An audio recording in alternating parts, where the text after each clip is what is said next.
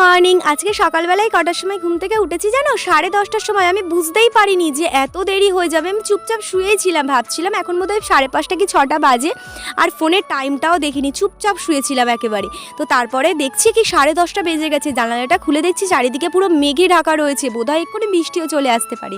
আর বোন দেখো এই আমগুলো নিয়ে এসেছি আমচুর বানানোর জন্য। আমাদের বাগানে না এই আম গাছটা রয়েছে, এই আম গাছটা বছরে দুবার হয়, ওই যে 12 মাসে যে আম গাছ বলে না, তাই আর কি।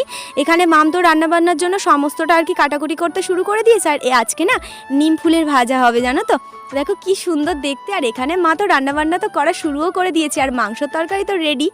তারপর দেখো সাজিয়ে গুছিয়ে খেতে তো বসে পড়েছি। স্নান টান করে এসে এবার খাওয়া দাওয়া করে ভাবছি যে একটু ঘুমাবো।